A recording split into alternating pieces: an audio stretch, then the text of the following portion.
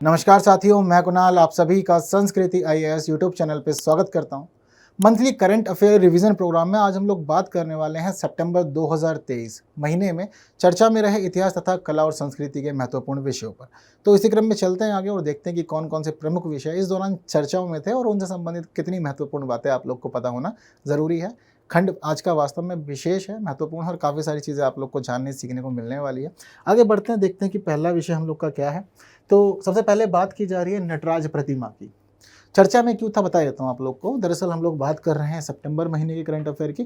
तो भारत में G20 सम्मेलन का आयोजन होना था और इसी दौरान हम देखते हैं कि भारत मंडपम में इसका आयोजन होना था और यहाँ पर एक विशाल नटराज की प्रतिमा स्थापित की गई थी। तो इसी वजह से पूरा मामला चर्चाओं में आया था। तो प्रश्न हमारा कह रहा है कि आपको युग्म देखने हैं कि कितने सही सुमेलित हैं, और इसी दौरान हमारे पास में ऑप्शन जो है वह है वस्तु या मुद्रा और दूसरी तरफ है प्रतीक। तो वस्तु मुद्रा में हमें देखने को मिल रहा है कि डमरू, अग्नि, अभ्यस्त मुद्रा और दोलहस्त मुद्रा। प्रतीक है सृष्टि का सृजन, सृष्टि का विनाश, सुरक्षित अस्तित्व और मोक्ष का मार्ग। कितने सही युग्म हैं हमें यहाँ पर नीचे देखना है। चीज़ क्लियर है सभी को? चलिए आगे बढ़ते हैं, इससे संबंधित सभी मामला समझना शुरू करते हैं। चर्चाओं में क्यों था पूरा का पूरा मामला, यह तो मैंने आप लोग को बता दिया। क्योंकि चर्चाओं में इसलिए था क्योंकि G20 सम्मेलन का आयोजन होना था हमारे देश में और भारत मंडपम पर नटराज की एक विशाल प्रतिमा स्थापित की गई थी। सबसे पहले बात करते हैं इस विशाल प्रतिमा की कि जो उसके यहाँ पे स्थापित की जानी थी। तो सबसे पहले आप लोग समझ लीजिए, या तो आप लिखते रहिए या फिर आपको PDF मिल जाएगी जैसे आप लोग को ठीक लगे। तो देखिए यहाँ जो प्रतिमा स्थापित की गई थी काफ़ी ज़्यादा ऊंची थी। 27 फीट ऊंची प्रतिमा यहाँ पर स्थापित की गई थी। इसके साथ ही इस प्रतिमा का जो वजन था लगभग 18 टन था। ठीक है, ये जो प्रतिमा है यह प्रतिमा तमिलनाडु के तंजावुर जिले के अंदर एक प्रसिद्ध कलाकार हैं इस मूर्ति कला के, जिनका नाम है राधा कृष्णन सतपथी। उनके द्वारा इस प्रतिमा को तैयार किया गया था। काफ़ी महत्वपूर्ण और ध्यानपूर्वक तरीके से इसको फिर पूरी तरह से स्टैब्लिश किया गया है। यह जो प्रतिमा है ये अष्ट धातु से निर्मित है और इस प्रतिमा को बनाया गया है लॉस्ट वैक्स प्रोसेस के द्वारा। पता है ना लॉस्ट वैक्स क्या होता है? मोम लेते हैं, फिर मोम के माध्यम से ढांचा तैयार होता है, फिर उसके बाद रूप दिया जाता है, तब वह असली रूप में आती है। जैसे कि आप लोग को मैंने बताया कि अष्ट धातु से निर्मित है ये, तो कौन कौन सी 8 धातुओं का प्रयोग किया गया यह भी आपको पता होना चाहिए। तो देखिए इसमें प्रयोग किया गया है सोने का, चांदी का, तांबे का, शीशे का, जस्ते का, टीन का और लोहे और पारे का। यह सभी धातुएं प्रयोग करके अष्ट धातुओं के मिश्रण से नटराज की यह प्रतिमा तैयार की गई है, जो लगी है भारत मंडपम के बाहर। इसके साथ ही आप लोग को एक खास बात यहाँ पर यह भी ध्यान रखनी है कि यह जो नटराज की प्रतिमा है इसकी बहुत सारी विशेषताएं हैं। तो विशेषताओं से प्रश्न भी पूछ लिए जाते हैं। जैसे कि मैं आपको भी दिखा देता हूँ यहाँ पर, यह है देखिए नटराज की प्रतिमा। काफ़ी छोटी है बट उम्मीद करता हूँ शायद दिख रही होगी। तो नटराज की प्रतिमा जनरली आप लोग कहीं भी सर्च करेंगे इसी रूप में आपको देखने को मिलेगी। सर्कल होता है, सर्कल के बीच में नटराज। नटराज वास्तव में कौन है? शिव का ही एक रूप है। तो एक अच्छी मुद्रा में है, नृत्य मुद्रा में है और उसी संबंधित सभी चीज़ें जो होती हैं ये इसकी महत्वपूर्ण विशेषता को पता होनी चाहिए। हालांकि यह जो पूरा का पूरा शैली है यह शैली बहुत अधिक पुरानी नहीं है। ठीक है, तो शिव है, नृत्य अवस्था में है, यह सभी आपको समझ लेना है। ये अनेक बातें यहाँ पर बता रहे हैं। इनकी ये जो मूर्ति कला है नटराज की, इसका चलन जनरली हम लोग देखते हैं कि 7वीं से 9वीं शताब्दी ईस्वी के बीच में होता है और सबसे पहले इसकी शुरुआत करते हैं पल्लव काल में शुरुआत होती है। लेकिन वर्तमान में जिस रूप में हम लोग नटराज को देखते हैं यह मुख्य रूप से संबंधित है चोल काल से, क्योंकि चोल जो भी शासक हुए थे यह सभी नटराज को अपना प्रमुख देवता मानते थे, मुख्य देवता मानते थे। तो इसी वजह से देखते हैं कि असली रूप में यह जो प्रतिमा है यह चोल काल में ही आती है। चोल काल के संरक्षण में या चोल शासकों के संरक्षण में भी इनका महत्वपूर्ण विकास होता है।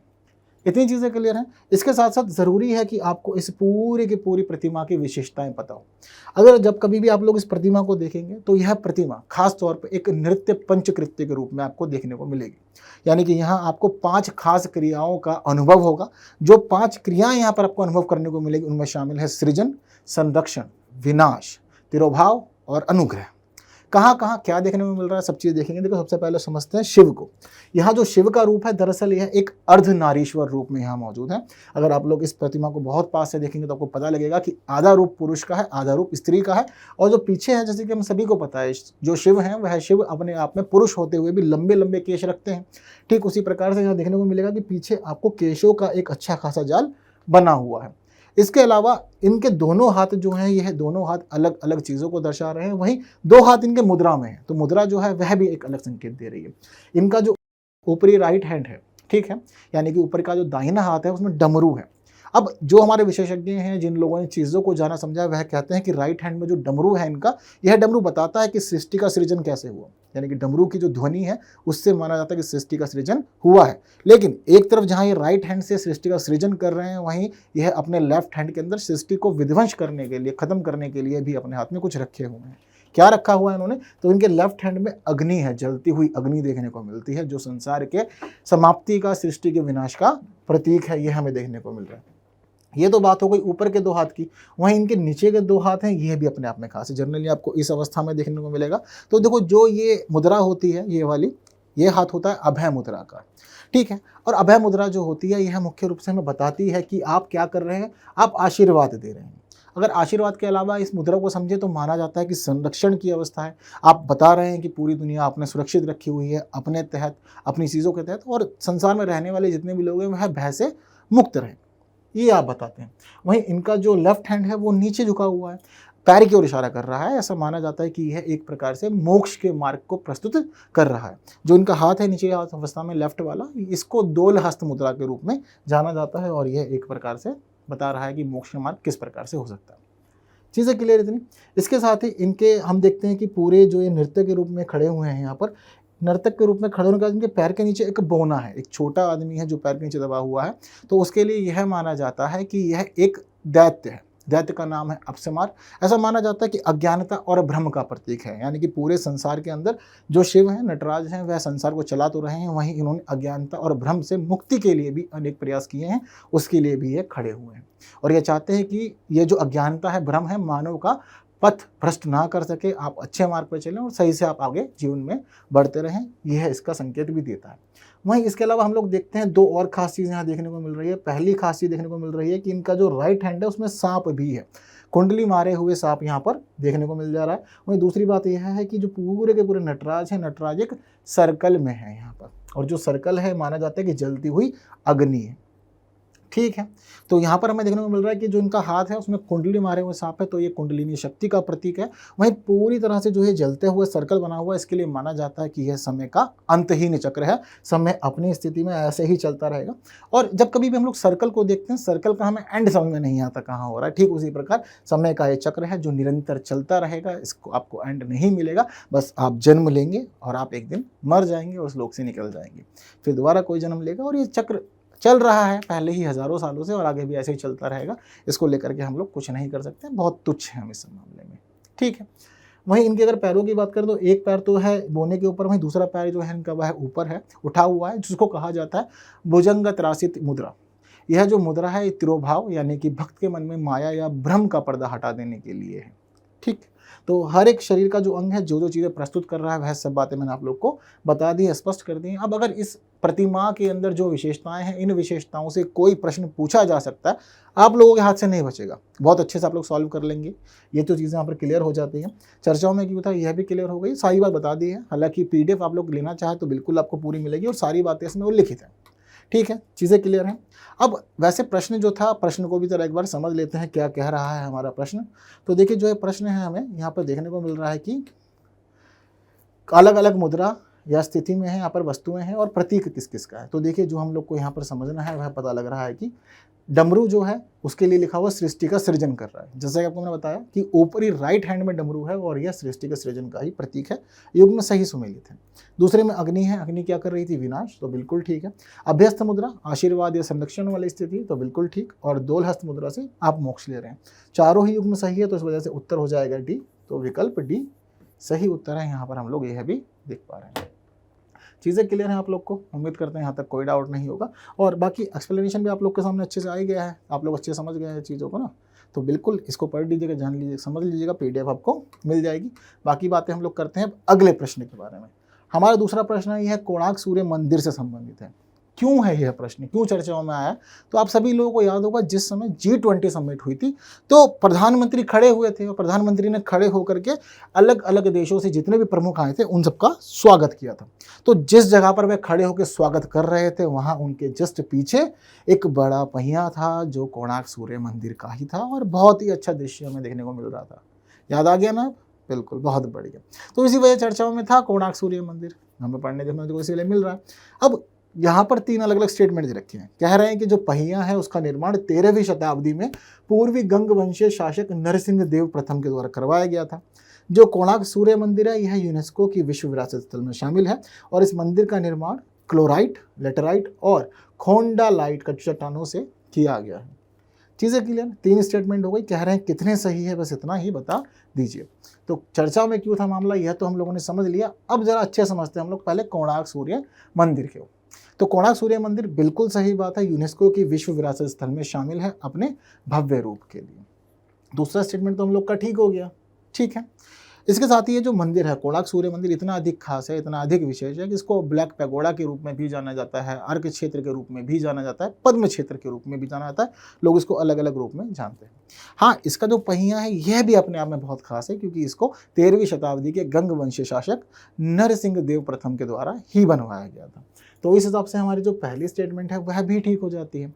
वहीं अब हम लोग बात कर लेते हैं कि इसका निर्माण कैसे हुआ था। तो बिल्कुल इसके निर्माण में क्लोराइट, लेटेराइट और खोंडालाइट चट्टानों का उपयोग किया गया है। तीसरी स्टेटमेंट भी सही है।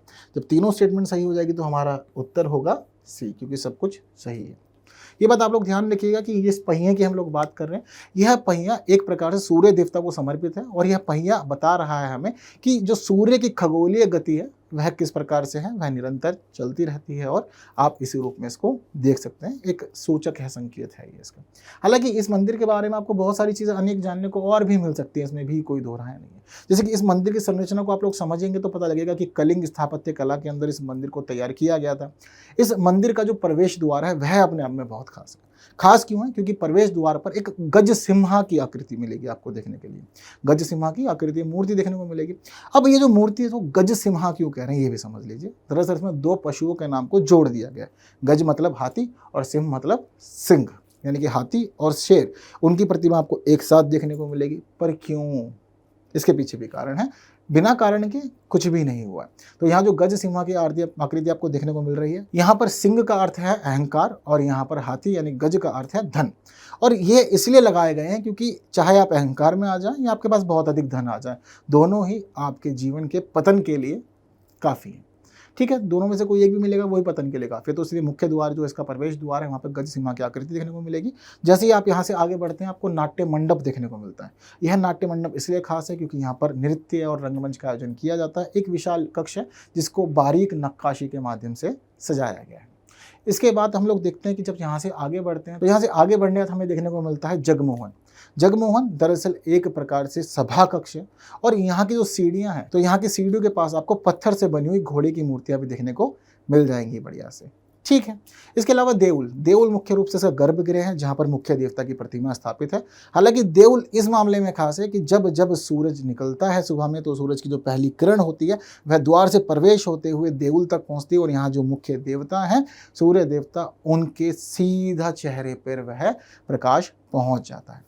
इसके अलावा यहाँ एक महत्वपूर्ण स्थान और है जिसको भोग मंदिर कहा जाता है। जनरली यहाँ श्रद्धालुओं के लिए, भगवान के लिए भोग के प्रसाद को तैयार किया जाता है। यह मंदिर के मुख्य क्षेत्र हैं। इसके अलावा जो मंदिर की स्थापत्य विशेषताएं हैं आप लोग को वह भी पता होनी चाहिए कोणार्क सूर्य मंदिर की। तो देखिए यहाँ पर इसकी विशेषताओं में ये बात ध्यान रखिएगा कि एक प्रकार से पूरे मंदिर की जो संरचना है यह सूर्य देवता के रथ के समान है। जब आप इस मंदिर के आसपास घूमेंगे तो आपको यहाँ पर पहिए ही पहिए देखने को मिलेंगे और एक प्रकार से लगेगा कि जो पूरा मंदिर है, मंदिर एक रथ के ऊपर बना हुआ है। जब आप यहाँ पहियों को गिनना शुरू करेंगे तो आपको पता लगेगा कि पहियों की संख्या यहाँ 24 है और इसके लिए अलग अलग चीज़ें मानी जाती हैं, अलग अलग मान्यताएं हैं। 12 पहिए आपको उत्तर की तरफ देखने को मिलेंगे, 12 पहिए आपको दक्षिण की तरफ देखने को मिलेंगे। जब आप इसको आगे से देखेंगे तो आगे आपको 7 घोड़े देखने को मिलेंगे, जो ऐसा लगेगा देख करके कि ये घोड़े अगर दौड़ा दिए जाएं तो यह पूरे मंदिर को पूर्व दिशा की ओर लेकर के चले जाएंगे, भगते चले जाएंगे बिना किसी रोक टोक के। चीज़ें क्लियर है सारी की सारी। और मंदिर के अंदर बहुत अच्छे से अलग अलग आकृतियाँ बनी हुई हैं। पहियों को देखेंगे तो पहियों को बहुत अच्छे सजाया हुआ है, अलग अलग आकृतियाँ बनी हुई हैं। महिलाओं की भी आकृतियाँ हालांकि बहुत अधिक कामुक है यहाँ पर, यह भी देखने को मिल जाता है। तो ये कुछ खास बात मंदिर की स्थापत्य के बारे में जो थोड़ी थोड़ी चीज़ें आप लोग को पता होनी चाहिए। और इसके अलावा हम लोग देखते हैं कि जो यहाँ 7 घोड़े हैं, 7 घोड़े को अलग अलग तरह से जोड़ा जाता है। कुछ लोग भगवत गीता से जोड़ते हैं, कुछ लोग इसको इंद्रधनुष से जोड़ते हैं। कुछ लोगों का यह मानना है कि अगर हम भगवत गीता को देखते हैं तो वहाँ 7 घोड़ों का उल्लेख देखने को मिलता है और इन 7 घोड़े का नाम भी है। इन 7 घोड़ों का नाम है गायत्री, औष्णिक और इसके अलावा है इसका नाम अनुस्तु, वृहति, पंगति, त्रिष्टुप और जगति, ये 7 इनके अलग अलग नाम हैं। वहीं इसके अलावा हम ये देखते हैं कि इसको इंद्रधनुष से जोड़ा जाता है, तो इंद्रधनुष के लिए माना जाता है इनका सहस्त्रार यानी कि बैंगनी रंग से जुड़ा हुआ है, इंद्रनील इंडिगो रंग से जुड़ा हुआ है, नीला रंग सीधा नीला घोड़े का नाम है। इसके अलावा हरित है हरा रंग, इसके अलावा पीत पीला रंग, कोशुंभ है नारंगी रंग के लिए और रक्त लाल रंग के लिए। ये अलग अलग घोड़ों को संकेत देता है, 7 रंगों से जोड़ता है और चीज़ें प्रस्तुत करता है। तो 7 घोड़े अलग अलग रूप में, चाहे भगवत गीता से जोड़ लीजिए या फिर आप लोग जोड़ लीजिए इसको अपने इंद्रधनुष से। हालांकि पहिए की बात मुख्य रूप से चल रही है चर्चाओं में, इसी वजह से मामला है। पहिए को लेकर के लोग अलग अलग मान्यताएं रखते हैं, जैसे कि बहुत सारे लोग पहिए को समय से जोड़ते हैं। 7 घोड़े तो मानते हैं कि 7 दिन, वहीं 12 जोड़ी पहिए, टोटल 24 पहिए हैं, तो ऐसा माना जाता है कि 12 जोड़ी हुए तो 12 महीनों का संकेत दे रहे हैं, 24 पहिए हैं तो 24 घंटे का संकेत दे रहे हैं। वहीं इसके अलावा देखने को मिलता है कि हर पहिए में 8 तीलियां हैं, तो यह दिन के 8 पहर का प्रतीक है। वहीं बहुत सारे लोग तो जीवन चक्र मानते हैं कि जीवन इसी प्रकार चलता रहेगा, सृजन होगा, संरक्षण, सिद्धि, इसी रूप में आगे हम लोग बढ़ेंगे। 12 राशियां भी होती हैं, 12 ही इसमें पहिए के जोड़े देखने को मिल रहे हैं। तो इस प्रकार अलग अलग चीज़ों से जोड़ दिया था, हालांकि बौद्ध धर्म से भी जोड़ा जाता है, यह भी हम लोग देखते हैं। तो यह सारी महत्वपूर्ण बात जो है यह किससे संबंधित है, अभी वर्तमान में कोणार्क सूर्य मंदिर और यहाँ पर पहिए से संबंधित है, जो हम लोग खास तौर पे देख पा रहे हैं यहाँ पर। कितनी चीज़ें क्लियर हैं सभी को? ठीक है। तो कोणार्क सूर्य मंदिर के अकॉर्डिंग 3 स्टेटमेंट थी, पढ़ा जाना समझा, आंसर निकला सी। इसके अलावा कई और महत्वपूर्ण बातों पे भी हम लोगों ने चर्चा कर ली। आगे बढ़ते हैं, आपको आंसर इसका देखने को मिल जाएगा सी, वहीं से जुड़ी कुछ महत्वपूर्ण बातें भी आपको देखने को मिल जाएंगी। तो ये सब चीज़ें आप लोग के सामने हैं, PDF मिल जाएगा आपको। हम लोग आगे बढ़ते हुए अगला प्रश्न देखते हैं क्या कह रहा है। कह रहे हैं शांति निकेतन के संदर्भ में विचार करना है। शांति निकेतन क्यों? क्योंकि देखिए जिस महीने की हम लोग बात कर रहे हैं उसी महीने में बंगाल का एक महत्वपूर्ण स्थान है, पश्चिम बंगाल का शांति निकेतन। इसको 41वें यूनेस्को विश्व विरासत धरोहर स्थल के रूप में शामिल किया गया था अभी। ठीक है, भारत का यह 41वां स्थल है जिसको इस सूची में स्थान दिया गया है, इस वजह से पूरा मामला चर्चाओं में आया था। तो शांति निकेतन के लिए 3 स्टेटमेंट है हमारे पास में। कह रहे हैं कि यह पश्चिम बंगाल के वीरभूम जिले में स्थित है। यह पश्चिम बंगाल का 3रा यूनेस्को विश्व धरोहर स्थल है। यहाँ पर वर्ष 1901 में रविंद्रनाथ टैगोर ने शांति निकेतन में ब्रह्मचर्य आश्रम की स्थापना की थी। तो 3 स्टेटमेंट हो गए हम लोग के पास में। तो अभी वर्तमान में इसका जो चयन हुआ था, इस चयन कई महत्वपूर्ण आधारों पे हुआ था।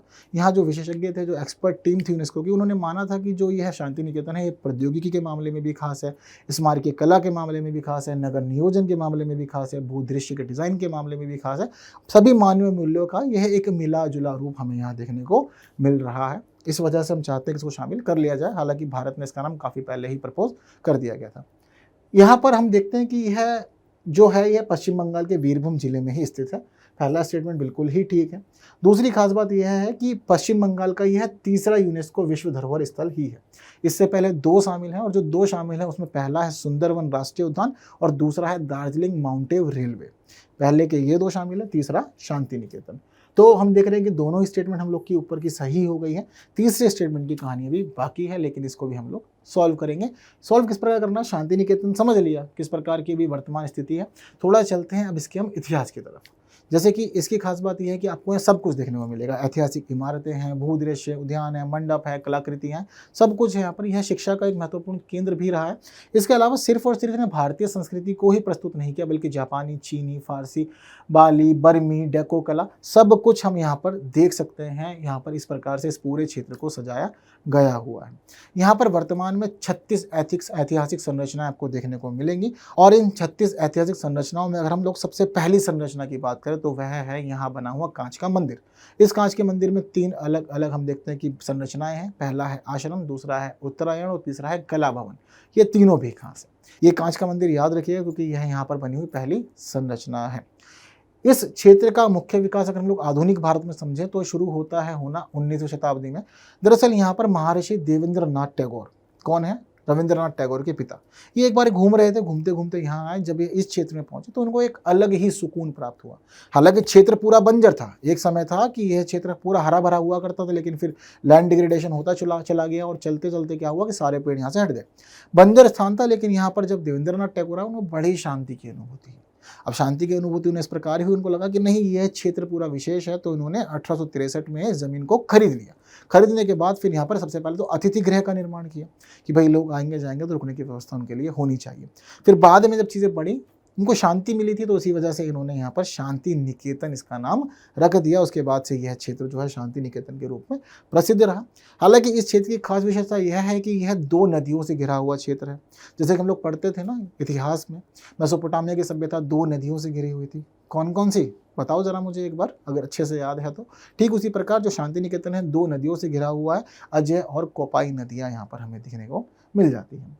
ठीक है, और इसको हम लोग पिता जो है यहाँ पे महर्षि देवेंद्रनाथ टैगोर, उनके लिए भी पढ़ते हैं, वहीं रविंद्रनाथ टैगोर के लिए भी पढ़ते हैं, क्योंकि 1901 में रविंद्रनाथ टैगोर ने यहाँ पर एक ब्रह्मचर्य आश्रम की स्थापना कर दी थी।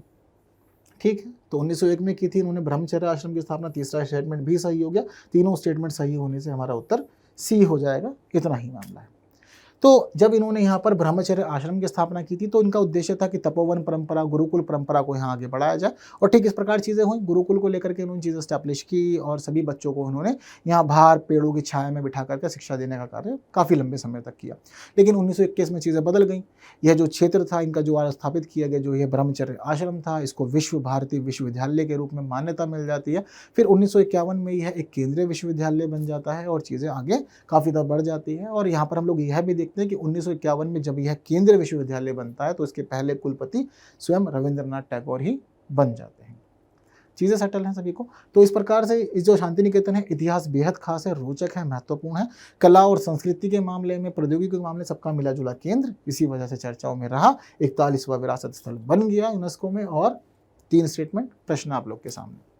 हालांकि इससे जुड़ी सभी चीज़ें आप लोग यहाँ भी देख जान समझ सकते हैं, अच्छे से पढ़ सकते हैं, सब चीज़ें क्लियर हैं आप लोग को। हम लोग अगले प्रश्न की तरफ बढ़ते हैं। हमारा अगला प्रश्न कह रहा है कि नया संसद भवन उद्घाटन हुआ था, कार्यवाही सब वहीं चल रही है, सितंबर के महीने में चर्चाओं में रहा था। तो इसी वजह से जो नया संसद भवन है, कुछ कुछ बातें जरा उसकी आप लोग देख लें, क्योंकि आपको युग्म मिलाने हैं। बताइए कितने युग्म सही हैं। 4 द्वारों की बात है, उत्तरी द्वार, पूर्वी द्वार, दक्षिणी द्वार और पश्चिमी द्वार। अलग अलग द्वार पे अलग अलग आकृति देखने को मिलेगी आपको एक जीव की। तो बताइए कि किस द्वार का संरक्षक किसे बनाया गया है, उसके हिसाब से हम लोग उत्तर लिखेंगे। तो अगर हम लोग स्थिति समझें नए संसद भवन की, तो नए संसद भवन में बनाए गए हैं कुल 6 द्वार। हालांकि इन 6 द्वारों में 3 औपचारिक हैं, ठीक है, जिनको विशेष अवसर के लिए बनाया गया। तो 3 इसके अंदर औपचारिक प्रवेश द्वार हैं, यह हम लोग देखते हैं। तो सबके बाहर एक एक संरक्षक भी खड़ा किया गया है, ये आप लोग को याद रखना है। तो अब किस द्वार पे कौन सा संरक्षक है, जरा एक बार चलते जानते समझते हम लोग आगे बढ़ लेते हैं। सबसे पहले बात करते हैं हम लोग औपचारिक प्रवेश द्वारों की। औपचारिक प्रवेश द्वार के अंदर 3 द्वार शामिल हैं। 3 द्वारों में जो शामिल हैं उनमें पहला द्वार है गज द्वार, ठीक है, दूसरा द्वार है इसमें गरुड़ द्वार और तीसरा द्वार इसके अंदर शामिल है अश्व द्वार, ठीक है। तो गरुड़ और अश्व का नाम इसमें आ जाएगा और ये तीनों ही कौन से हैं, औपचारिक हैं, ठीक है। सिर्फ इतना समझना कौन कौन कहाँ है। देखो जो गज द्वार है, इस गज द्वार का अर्थ है यह हुआ हमारा उत्तरी द्वार, ठीक है। गज द्वार हो गया हमारा उत्तरी द्वार, वहीं गरुड़ द्वार हो गया हम लोग का पूर्वी द्वार, ठीक है। गज द्वार उत्तरी द्वार, गरुड़ द्वार पूर्वी द्वार और अश्व द्वार हो गया हम लोग का यहाँ पर दक्षिणी द्वार, ठीक है। तो तीनों द्वारों की स्थिति समझ गए हम लोग। तीनों के तीनों अभी क्या है, ये औपचारिक द्वार है। अभी हम लोग सिर्फ और सिर्फ औपचारिक द्वार पढ़ रहे हैं। फिर अभी हम लोग जब इनको समझ लेंगे अच्छे से, तो हम लोग फिर आगे बढ़ने का हम लोग यहाँ पर फिर पढ़ेंगे जो सार्वजनिक द्वार है उनके बारे में, ठीक है।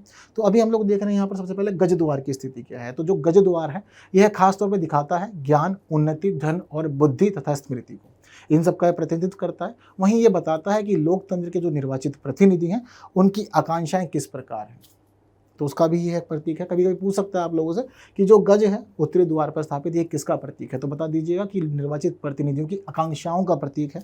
ये हम लोग यहाँ पर देखते हैं। ये बात भी ध्यान रखिएगा कि जो हर एक यहाँ पर हम लोग जीव देख रहे हैं, ये हर एक मंदिर से इंस्पायर है, यानी कि अलग अलग भारत के मंदिरों से इंस्पायर करके वहाँ पर जो स्थापित मूर्तियाँ हैं उनकी सेम ही मूर्तियाँ यहाँ बनाई गई हैं। जैसे कि हम लोग बात कर रहे हैं उत्तरी द्वार पे गज है, तो ये जो इनकी आकृति है यह कर्नाटक के बनवासी में एक मंदिर है, जिस मंदिर का नाम है मधुकेश्वर मंदिर। मधुकेश्वर मंदिर पे एक प्रतिमा है, उस प्रतिमा से इंस्पायर है, पूरी सेम ही है, बनवाई गई है। वहीं गरुड़ द्वार की बात करें हम लोग, जो पूर्वी द्वार है, ये बताता है लोगों और प्रशासकों की आकांक्षाओं के बारे में। वहीं यहाँ पर गरुड़ की जो प्रतिमा है, यह प्रतिमा तमिलनाडु के कुंभकोणम के यहाँ पे मंदिर है, मंदिर का नाम है नायक काल। तो नायक काल का जो मंदिर है वहाँ पे बनी हुई है मूर्ति गरुड़ की, और उससे यह पूरे के पूरा मामला इंस्पायर है। यह मूर्ति वहीं से ही बिल्कुल सेम हूबहू बनवाई गई है। अश्व द्वार की हम लोग बात कर रहे हैं दक्षिणी द्वार, तो यह बताता है सतर्क रहिए, तैयार रहिए पूरी तरह से। जो घोड़ा है हमें बताता है धैर्य, शक्ति, क्षमता और गति के बारे में। यह इन 4 मामलों का प्रतीक है, 4 विषयों का प्रतीक है। साथ साथ अश्व शासक की गुणवत्ता का भी प्रतीक होता है, यह हम लोग देख सकते हैं। अगर हम लोग बात करें यह किससे इंस्पायर है, तो ओडिशा के कोणार्क मंदिर अभी हम लोगों ने पढ़ा। तो जो कोणार्क मंदिर है वहाँ पर हम लोगों ने अभी बात की है कि 7 अलग अलग अश्व हैं, तो उन्हीं अश्वों के समान यहाँ पर एक आकृति बनाई गई है, एक अश्व कॉपी किया गया है वहाँ से। चीज़ें क्लियर? तो यह सारी की सारी बात हो गई औपचारिक द्वारों की। अब सार्वजनिक द्वार की बात कर लेते हैं जो जनरली यूज में है। तो सार्वजनिक द्वारों में पहला द्वार है शार्दुल द्वार। शार्दुल द्वार जो है यह पश्चिमी द्वार है, ठीक है। तो सबसे पहली बात हो गई यहाँ पर शार्दुल द्वार की, यह पश्चिमी है, ठीक है। इसके अलावा हम लोग बात करें 2 और द्वारों की, तो पहला हो गया यहाँ पर सार्वजनिक के अंदर शार्दुल, और इसके अलावा बाकी के जो 2 द्वार हैं उनमें नाम शामिल है हर्ष द्वार का और मकर द्वार का। जो यहाँ पर हंस द्वार है, हंस द्वार की स्थिति कुछ इस प्रकार है कि यह उत्तर पूर्व है, वहीं मकर द्वार के लिए दिशा नहीं लिखी हुई है, ठीक है। तो यहाँ पर स्थिति हो गई उत्तर पूर्व, और मकर द्वार के लिए कोई दिशा का नाम नहीं दिया गया है, ठीक है। समझते हैं इन सबके बारे में कि शार्दुल की क्या स्थिति है, हंस की क्या स्थिति है और मकर की क्या स्थिति है, सब कुछ पढ़ते जानते हुए आगे बढ़ते हैं हम लोग यहाँ से अब। तो शार्दुल की स्थिति इस प्रकार है कि शार्दुल एक प्रकार का पौराणिक जीव है। ऐसा माना जाता है कि ये सबसे शक्तिशाली है और सभी जीवित प्राणियों में अग्रणी इसको माना जाता है। जिसको जिस गेट पर लगाया गया है यह लोगों की शक्ति का प्रतीक है। शार्दुल की जो प्रतिमा हम लोगों ने यहाँ पर बनवाई है, यह बनवाई है मध्य प्रदेश के मुरैना में एक मंदिर है। यह मंदिर सिहोनिया में स्थित है, शिव जी का मंदिर है, और यहाँ पर बनी हुई है शार्दुल की प्रतिमा, उसको ही हूबहू हम लोगों ने ला करके पश्चिमी द्वार पे लगवा दिया है। चीज़ें क्लियर? वहीं थोड़ी सी बात हंस की भी कर लेते हैं अब, जो बना हुआ है उत्तर पश्चिमी द्वार पर। तो हंस बताता है लोकतंत्र के बारे में, उसके विशेष गुण के बारे में और आत्मबोध की शक्ति के बारे में। कहाँ से कॉपी किया है? कर्नाटक के हम्पी में एक विजय विट्ठल मंदिर है, वहाँ पे है इसकी जो पूरी मुख्य प्रतिमा है हंस की, वहाँ से हम लोगों ने ये कॉपी करके इसको अपनी संसद में बनवाया है, लगवाया है, ठीक है। वहीं आखिरी बात हो जाती है मकर द्वार की। तो मकर जो है ये एक प्रकार से पौराणिक जलीय जीव है, विविधता में एकता का प्रतिनिधित्व यह करता है। अगर इसकी बात करें किस प्रकार बनवाया गया है, कहाँ से कॉपीड है, तो कर्नाटक के हैलीवीड में होयसलेश्वर मंदिर है, वहाँ से प्रतिमा को लिया गया है। चीज़ें क्लियर है? अब देख लेते हैं कौन कौन किस द्वार पे है। उत्तरी द्वार पे कौन है? उत्तरी द्वार पे है गज, ठीक है। पूर्वी द्वार पे कौन है? गरुड़ है। और इसके अलावा दक्षिणी द्वार पे कौन है? अश्व है।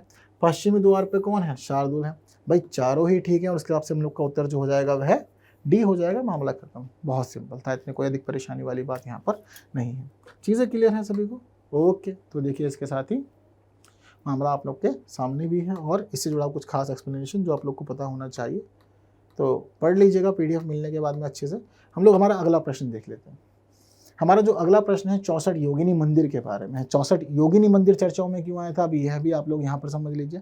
दरअसल जिस समय नए संसद भवन की बातचीत हो रही थी, उस समय पुराने संसद भवन की बातचीत भी साथ साथ हो रही थी। पुराना संसद भवन सबने देखा है गोलाकार स्थिति में है, तो ऐसा माना जाता था कि पुराना संसद भवन जो है वह इंस्पायर्ड है इसी 64 योगिनी मंदिर से, जिस वजह से सारा मामला चर्चाओं में आया। तो इससे जुड़ी हुई 3 महत्वपूर्ण बातें यहाँ पर हमें देखने को मिल रही है कि यह मध्य प्रदेश के मितौली गांव में है। पुराने संसद भवन की संरचना इससे प्रेरित थी, ये आपको मैंने अभी बताया, तो इसलिए मामला सही हो जाएगा। यह भगवान शिव को समर्पित एक मंदिर है। तो देखिए आपको यहाँ पर याद रखना होगा कि मंदिर जो है गोलाकार अवस्था में है, जिस प्रकार से संसद दिखती है ठीक उसी प्रकार से हमारा यह मंदिर है। 64 योगिनियों के प्रति समर्पित यहाँ पर 64 कक्ष बनवाए गए हैं, और यह जो मंदिर है इस मंदिर के मध्य में एक शिवजी का मंदिर बना हुआ है, यानी कि भगवान शिव को समर्पित है ये पूरा मंदिर। मतलब संरचना इसकी इस प्रकार है, गोल है, पिलर्स वगैरह देखने को मिल जाएंगे जो हमें संसद भवन के आसपास देखने को मिलते हैं, लेकिन इसके सेंटर में ही मंदिर है जो भगवान शिव को समर्पित है। तो भगवान शिव को ही समर्पित हो जाएगा यह मंदिर। पर यह मंदिर है कहाँ? तो जी बिल्कुल बात ठीक है, मध्य प्रदेश के मितौली गांव में ही स्थित है ये मंदिर। तीनों स्टेटमेंट सही, और तीनों सही, तो उत्तर हो जाएगा हम लोग का सी। कोई परेशानी बिल्कुल नहीं होनी चाहिए, उम्मीद करते हैं। जो ये 64 योगिनियाँ हैं जिसकी हम लोग बात कर रहे हैं, इनके बारे में समझ लीजिए। दरअसल ये एक प्रकार से शक्तिशाली योद्धा हुआ करती थी। हालांकि इनकी खास बात यह भी है कि यह तंत्र और योग विद्या में भी निपुण है, और ऐसा माना जाता है कि इतिहास में यह जो स्थान था यह मुख्य रूप से तंत्र और योग विद्या के लिए बहुत अधिक प्रसिद्ध रहा होगा। इस मंदिर के निर्माण की अगर हम लोग बात करें तो पता लगता है कि 1323 ईस्वी में करवाया गया था। यहाँ पर कच्छप घात वंश का एक राजा था, इसका नाम देवपाल था, उसके द्वारा इस मंदिर का निर्माण करवाया गया था। यह हम लोग देखते जानते समझते हैं, ठीक है। तो प्रश्न का उत्तर सी हो जाएगा, तीनों स्टेटमेंट सही हैं। तो इससे जुड़ी हुई कुछ खास बातें आप लोग के सामने। तो अभी आज की वीडियो में इतनी ही बात करेंगे, जितनी खास चीज़ें हम लोग को समझनी जाननी थी सितंबर 2023 करंट अफेयर के बारे में, सब कुछ हम लोगों ने अच्छे समझ लिया है।